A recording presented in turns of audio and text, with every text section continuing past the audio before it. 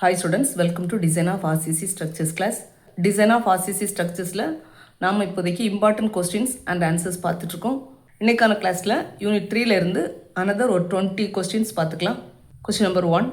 As per IS 456-2000 for continuous beams or slabs, if support width is wider than 1/12 of clear span or 600 mm, whichever is less. For end span with one end fixed and the other continuous or intermediate spans, the effective span is. இதுக்கான answer code book page number 17ல இருக்குது. Code book page number 17ல effective span headingல continuous beam or slab second pointல இருக்குது. In the case of continuous beams, if the width of support is less than 1/12 of the clear span, அது first condition. அதில் next point பார்த்தீங்கன்னா if the supports are wider than 1/12 of the clear span. நம்மளுடைய கொஸ்டின்லேயே அதான் இருக்குது. if the support width is wider than 1/12 of the clear span சொல்லியிருக்காங்க. So second point நீங்கள் refer பண்ணிக்கோங்க. or 600 mm, whichever is less. Effective span shall be taken as center. அதுலேயுமே ஒரு 3 points கொடுத்துருக்காங்க. நம்மளுடைய பாயிண்ட் என்னன்னு பார்த்துக்கலாம். For end span with one end fixed and other continuous or intermediate spans. First pointல பார்த்தீங்கன்னா for end span with one end fixed and the other continuous or for intermediate spans. So first point தான் the effective span shall be the clear span between supports. So the answer is C, clear span between supports. Question number 2. As per IS 456-2000 for continuous beams or slabs, if support width is wider than 1/12 of the clear span or 600 mm, whichever is less. Same question தான். Condition மட்டும் change ஆகுது. For end span with one end free and the other continuous, the effective span is. Same pageல continuous beamல second point பார்த்துக்கலாம். For end span with one end free and the other continuous, the effective span shall be equal to the clear span plus of the effective depth of beam or slab or the clear span plus of the width of the discontinuous support, whichever is less. இதுக்கான answer D, that is lesser of A and B. இதுக்குள்ள option பார்த்தீங்கன்னா A ஆப்ஷனில் clear span plus of the width of the discontinuous support, B ஆப்ஷனில் clear span plus of the effective depth. So A and B இந்த ரெண்டுலேயுமே whichever is less தான் எடுக்கணும். So the answer is D, lesser of A and B. Next question. As per IS 456-2000 for continuous beams or slabs, if support width is less than 1/12 of the clear span, the effective span is. Same page தான். அதில் first பாயிண்ட்டை நம்ம skip பண்ணியிருந்தோம். அந்த பாயிண்ட்டை தான் நம்ம refer பண்ண வேண்டியது இருக்குது. If the width of support is less than 1/12 of the clear span, the effective span shall be as in 3.1.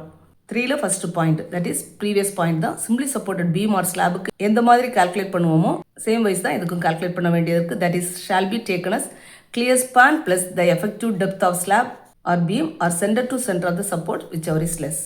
இப்போ இதுலேயே A பாயிண்ட் பார்த்தீங்கன்னா clear span plus effective depth and B center to center of supports. இந்த ரெண்டு ஆப்ஷன்லையும் whichever is less தான் எடுக்கணும். So the answer is D, lesser of A and B. Question number 4. For imposed load that is not fixed, the coefficient for span moment near middle of end span is. Coefficient for span moments கேட்டிருக்காங்க.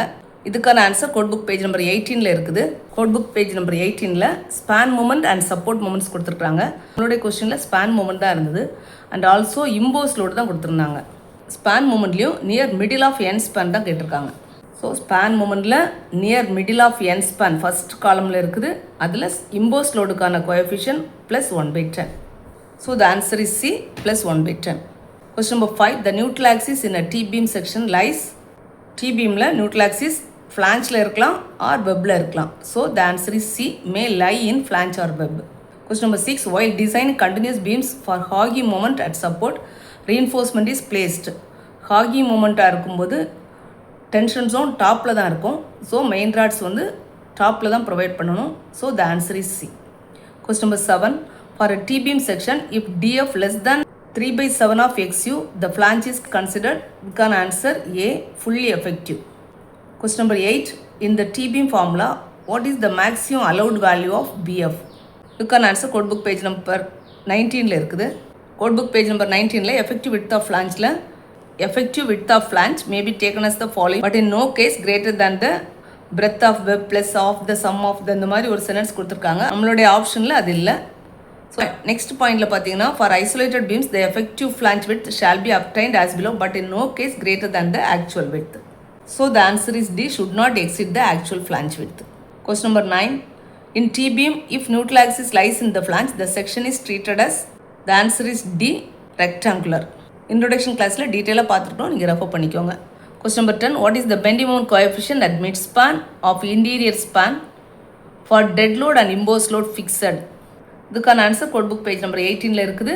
Dead load and impose லோடுக்கான condition mid span and interior span கேட்டிருக்காங்க.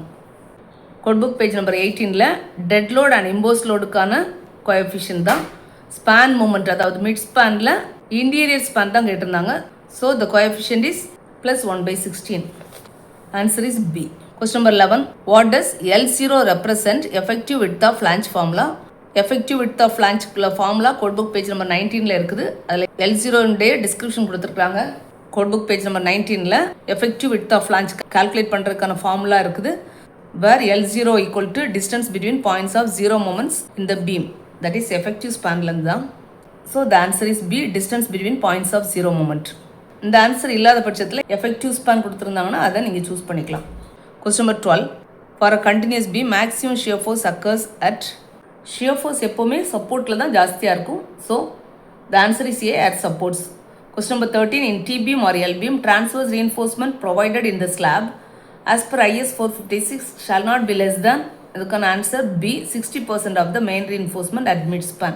Question number 14, in a T beam the part that resists compression is flange. நார்மலாக beam செக்ஷனில் neutral ஆக்சிஸ்க்கு அபோவில் தான் compression zone இருக்கும். So T பீமை பொறுத்தவரையில் கம்ப்ரெஷன் ஜோன் வந்து ஃப்ளான்ஜில் தான் இருக்கும். So the answer is B. Question number 15, as per IS 456/2000 for a continuous slab, the bending moment near middle of end span due to dead load will be. இந்த இடத்துல continuous slab கொடுத்துருக்காங்க. One way continuous ஸ்லாபுக்கும் நம்ம code book page number 18ல் இருக்கக்கூடிய bending moment coefficients தான் refer பண்ணுவோம். அந்த கோஎஃபிஷியன்ஸ் தான் இந்த இடத்துல ஐடென்டிஃபை பண்ண சொல்லியிருக்காங்க. So near middle of end span due to dead load கேட்டிருக்காங்க. டெட் லோடுக்கான கோஎஃபிஷியன்ஸ் தான் பார்க்கணும். மிடில் ஆஃப் என் ஸ்பான் கேட்டிருக்காங்க. ஸோ ஸ்பான் மூமெண்ட் தான். Middle of end span means +1/12. இந்த இடத்துல பெண்டிங் மூமெண்ட் கால்குலேட் பண்ணணும்னா நம்ம WL² கொண்டு மல்டிப்ளை பண்ணுவோம். So the answer is B. WL² into 1/12 is equal to WL² divided by 12. Question number 16, for continuous beams IS 456 suggests that L0 may be taken as. Continuous பீம்ஸுக்கு L0 எப்படி calculate பண்ணுவோம் அப்படின்னு கேட்டிருக்காங்க. Code book page number 19ல் இதுக்கான answer இருக்குது. L0ன்னு சொல்லும்போதே effective width of ஃபிளான்ஜ்குள்ள ஃபார்முலாவில் தான் வரும். கோட் புக் பேஜ் நம்பர் 19ல் லாஸ்ட் லைனில் பார்த்தீங்கன்னா for continuous beams and frames L0 may be assumed as 0.7 times the effective span.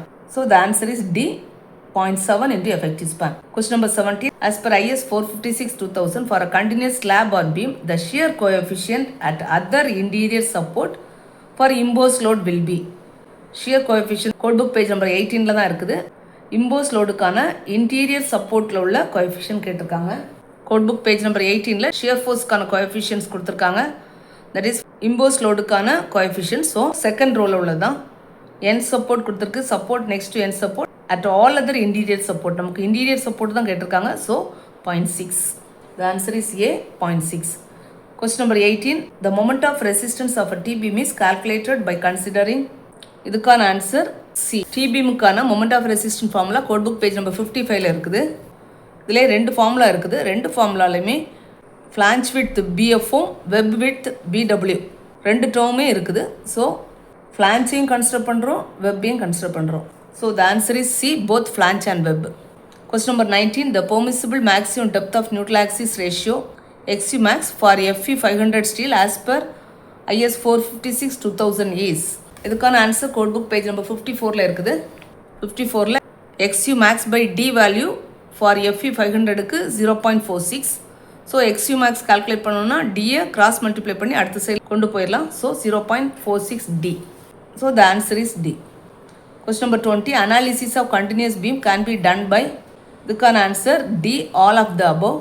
That is Clapeyron's 3 moment theorem, moment distribution method, slope deflection method எல்லா மெத்தட்லையும் analyse பண்ணிக்குவோம். Second இயரில் படிச்சிருப்பீங்க. So third யூனிட்டுக்கான 20 கொஸ்டின்ஸும் complete பண்ணிட்டோம். Next unit 4க்கான ஒரு 20 questions பார்த்துக்கலாம். Unit 4, question number 1, effective span of a simply supported one way slab is. Already நம்ம பார்த்த கொஸ்டின் தான். கோட் புக் பேஜ் நம்பர் 17ல் இருக்குது. சிம்பிளி சப்போர்ட்டட் பீம் ஆர் ஸ்லாபுக்கு lesser of clear span plus effective depth or centre to centre of supports. So the answer is C. Question number 2, the width of middle strip in a two-way slab is taken as இதுக்கான answer code book page number 27ல இருக்குது. Code book page number 27ல two-way slabனுடைய middle strip and edge strip for longest span shortest span கொடுத்துருக்காங்க. ரெண்டு ஸ்பான்லேயுமே that is longest span டைரக்ஷனில் middle strip பார்த்தீங்கன்னா 3/4 LY, ஷார்ட்டஸ்ட் ஸ்பான் டைரக்ஷன்லையும் 3/4 LX தான். ஸோ 3/4 இன்டு அதனுடைய length 3/4 means 0.75. So the answer is D, 0.75 times of slab length. Question number 3, in a two-way slab, torsional reinforcement is provided at நமக்கு தெரியும் கார்னர்ஸில் தான். So the answer is C. இதுக்கான answer code book page number 28லேயுமே இருக்குது, பார்த்துக்கலாம். Code book page number 28ல third பேராகிராஃபில் ஃபஸ்ட் லைன் பார்த்தீங்கன்னா torsion reinforcement shall be provided at any corner. So மறக்காதீங்க கார்னர்ஸ் தான். So the answer is C. Question number 4, the width of edge strip in a two-way slab is taken as same code book page number 27ல edge ஸ்ட்ரிப்புக்கான value 1/8 of LY தான் or 1/8 of LX. That is 1/8 நீங்கள் கால்குலேட்டரில் calculate பண்ணிங்கன்னா 0.125 into length. So the answer is C, 0.125 times the slab length. Question number 5, when the corners of a slab are prevented from lifting, the torsion reinforcement is provided. நம்ம வந்து already theory கிளாஸில் நம்ம படிச்சிட்டோம். ஸ்லாபை lift ஆகுறதுலேருந்து prevent பண்ணும்போது தான் torsion reinforcement provide பண்ணுவோம். Question number 6, the maximum diameter of reinforcement in a slab is limited to. இதுக்கான answer code book page number 39ல இருக்குது. பேஜ் நம்பர் 39ல ஸ்லாப் ஹெட்டிங்கில் மேக்ஸிமம் டயமீட்டர் கொடுத்துருக்காங்க. the diameter of the reinforcing bars shall not exceed 1/8 of the total thickness of the slab. So the answer is C, 1/8 of the total slab thickness.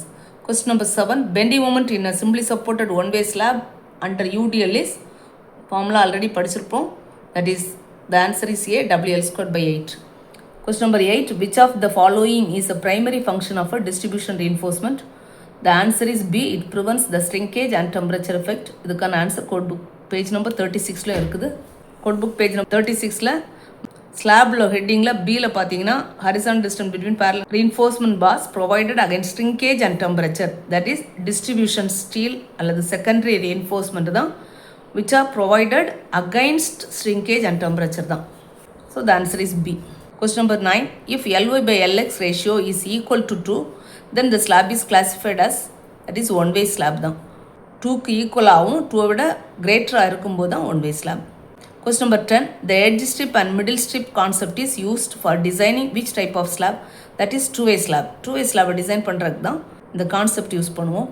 Question number 11, in the IS 456/2000 code for reinforced concrete design, the deflection limit for a slab under service loads including the temperature and creep effect is generally taken as. இதுக்கான answer code book page number 20ல இருக்குது.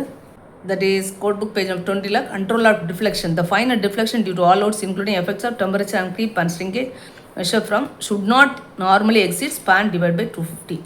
So the answer is A, L/250.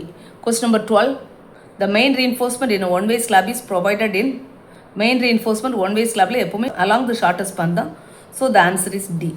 Question number 13, minimum percentage of tension reinforcement for slab for FE 415 as per IS 456 is. இதுக்கான answer code book page number 39ல இருக்குது. Code book page number 39ல minimum reinforcement உள்ள ஹெட்டிங்கில் for mild steel reinforcement shall not be less than 0.15% of the total cross section area. The value can be reduced 0.12% when high strength deformed bars are used. நம்மளுடைய கொஸ்டினில் FE 415 தான், அந்த grade வந்து high strength deformed bars தான். So the answer is 0.12% of the cross section. Answer is A, 0.12%. Question number 14, which of the following is the two way slab? Two way slab means LY/LX ratio calculate பண்ணும்போது 2 விட லெஸ்ஸாக இருக்கணும். இல்லை இருக்கக்கூடிய ஆப்ஷன்ஸில் calculate பண்ணும்போது the answer is C, that is 4 metre into 5 metre. இப்போ 5/4 calculate பண்ணும்போது 1 point something தான் வரும். So the answer is C. Question number 15, cranking of reinforcement in one-way slab is done for. The answer is A, short span reinforcement. அதாவது main ராட்ஸை மட்டும்தான் நம்ம crank பண்ணி மேலே கொண்டு போவோம். டிஸ்ட்ரிபியூட்டர்ஸ் எல்லாம் கிராங்க் பண்ண மாட்டாங்க. கிராங்கிங் மீன்ஸ் அதனுடைய சப்போர்ட்டில் பெண்ட் பண்ணி ஹாகிங் மொமெண்ட்டுக்காக வேண்டி ரீஎன்ஃபோர்ஸ்மெண்ட் ராட்ஸை டாப்பில் கொண்டு போகிறது தான். It's only for main reinforcement. Question number 16, the maximum spacing of main reinforcement in a one-way slab shall not exceed the lesser of. கான answer code book page number 36ல இருக்குது. Code book page number 36ல maximum distance between bars in tension கொடுத்துருக்காங்க. ஸ்லாபில் main rods தான் கொஸ்டினில் கேட்டாங்க. So the first பாயிண்ட்டை பார்த்தீங்கன்னா the horizontal distance between parallel main reinforcement shall not be more than 3 times the effective depth, that is 3D or 300 mm, whichever is smaller. So the answer is A, lesser of 3D or 300 mm. Question number 17, which of the following is the one-way slab? One-way slab means Ly by Lx 2க்கு equal ஆகும், 2 விட ஜாஸ்தியாகவும் இருக்கணும். Same wise நீங்கள் calculate பண்ணிங்கன்னா the answer is D. இந்த இடத்துல B ஆப்ஷனும் இருக்குது, that is 2க்கு ஈக்குவலாக இருக்குது. So B or D. Next question number 18. In a one-way slab, the distribution steel is provided to, already பார்த்த question தான். The answer is C, control temperature and shrinkage stresses.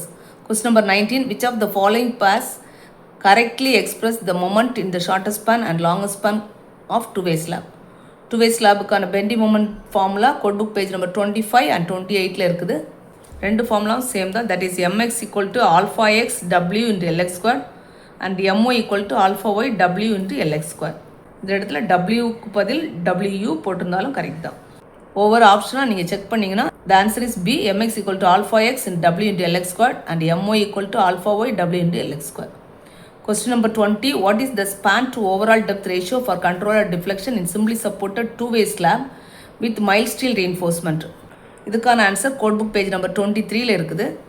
Code book page number 23ல solid slab கொடுத்துருக்குறாங்க. அதில் நோட்ஸில் for slab spanning in 2 direction, that is for two way ஸ்லாபுக்கு span to effective depth ratio கொடுத்துருக்கு. இந்த பாக்ஸில் இருக்கக்கூடிய அந்த ரெண்டு value, that is simply supported slab and continuous ஸ்லாபுக்கான இந்த 2 வேல்யூஸ்மே வித் மைல்ட் ஸ்டீல் ரீஎன்ஃபோர்ஸ்மெண்ட்டுக்கான தான். Suppose high strength deformed bars கேட்டாங்கன்னா, அதாவது for high strength deformed bars of grade FE 415 and FE 500, the values given above should be multiplied by 0.8 கொடுத்துருக்காங்க. So நம்மளுடைய கொஸ்டினில் மைல்ட் ஸ்டீல் தான் கேட்டிருக்காங்க அண்ட் சிம்பிளி சப்போர்ட்டட் கேட்டதுனால the answer is 35. That is option D. 3rd and 4th யூனிட்டுக்கான 20 important multiple choice questions and answer படிச்சிருக்கிறோம். கண்டிப்பாக படிச்சுக்கோங்க. ரிமைனிங் 5th யூனிட்டுக்கான 20 கொஸ்டின்ஸை நெக்ஸ்ட் கிளாஸில் பார்த்துக்கலாம். ஃப்ரெண்ட்ஸுக்கு ஷேர் பண்ணிக்கோங்க. தேங்க்யூ.